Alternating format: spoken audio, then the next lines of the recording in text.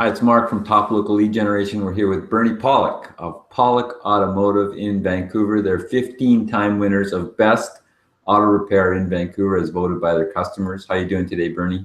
Really well. So we're going to talk about a Mercedes-Benz, an ML320, had some exhaust fumes. What was going on there? What was going on? Well, so our client brought, it's an ML320. It's a diesel engine vehicle, 3-liter diesel. They were getting diesel exhaust fumes in the cabin of the vehicle. We did some diagnosis, and first step, of course, was road testing the vehicle to verify the concern, and we could smell it right away in the car. It's pretty noxious. You could understand why they're concerned about it. So we proceeded to do the diagnosis on the exhaust system, and what we found was interesting. It wasn't actually an exhaust problem at all. The problem was actually a crankcase breather valve at the back right rear of the engine, right near where the cabin air would be sucked into the engine. And it was leaking crankcase blow-by gases, which are, when an engine runs, there's a certain amount of combustion gas that escape past the piston rings. These are called blow-by gases, and every engine, any internal combustion engine, has to deal with that, whether it's gas or diesel. And they have a ventilation system where it sucks the gas back into the engine and reburns it. The crankcase vent valve was leaking, so it was leaking exhaust fumes, even worse than car exhaust fumes, more noxious, right by the cabin air filter area. So that's the first thing we found. I'll just go to a couple of pictures here. Are these common problems on this engine? Well, this is the first one we've seen, but there are a number of issues with the crankcase vent systems on these vehicles. I'll show you the other issue that we found that was interesting. So here's the engine cover that you would see when you open the hood of the vehicle. Not much to see. The crankcase vent valve is hidden actually well, if you're looking down on the hood at the back left corner of the engine. And this is what things look like with the cover off. There's an awful lot of bits and pieces. There's a lot of complexity with this engine, as I've talked about before. That yellow arrow points to the crankcase vent valve. Unfortunately, you can't see it very well because it's kind of in the darker corner of the engine compartment, but that's where the vent valve was. Now, to get to it and check things out, we had to remove a number of other items. Where the green arrow points, that points to a fuel injector. That points to the air filter box, and underneath that is a nice foam cover to keep a noise reduction cover. We found something really interesting under that cover as well. You're asking about common problems. We found this. These are the fuel. This is a center fuel injector, and all that black guck in that area is not normal. That is combustion gas and a bit of diesel fuel that's leaked from a blown injector seal at the bottom of the injector. So this was another thing that we found that was contributing to the smell in the customer's vehicle. Is this common?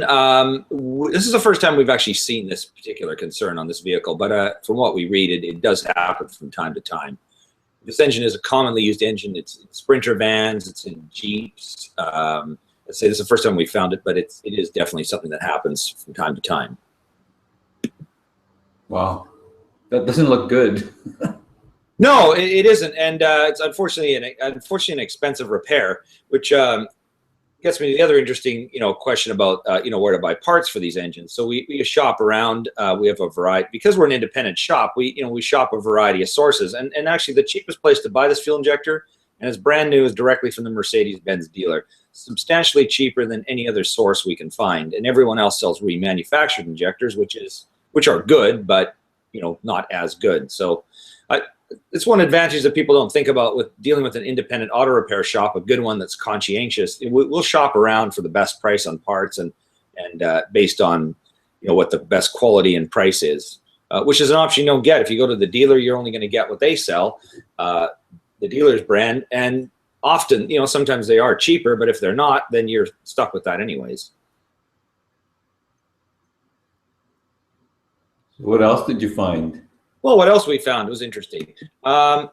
This is a picture of the turbo air inlet duct, and I'll just go back to our other original picture. That's the red arrow points to where this photo is taken with the duct off.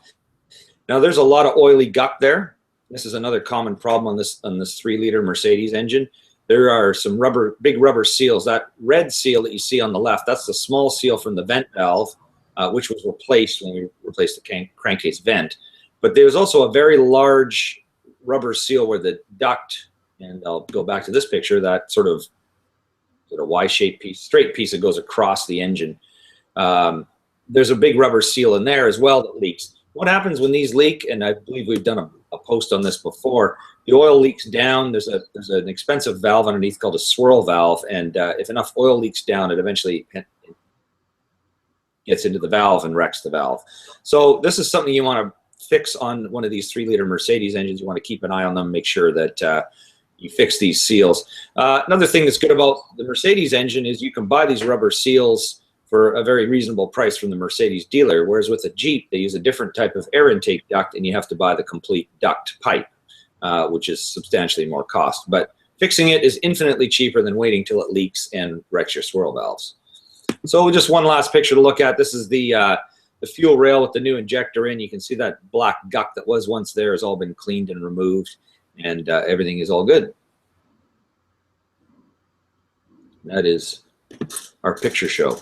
So how did the vehicle run after you repaired everything? Oh, it was great.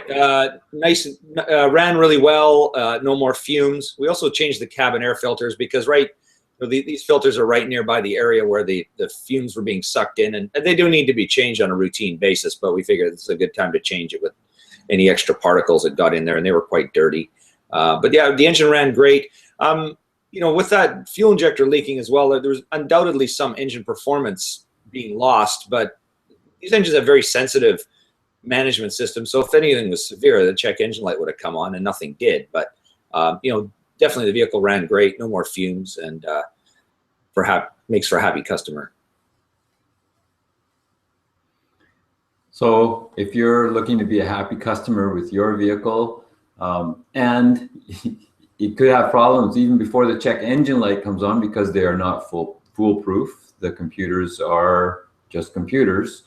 Give Bernie a call. You can reach him at 604-327-7112 or check out their amazing website, pawlikautomotive.com. Give him a call. Thanks, Bernie. Thanks, Mark. We'll talk to you again soon.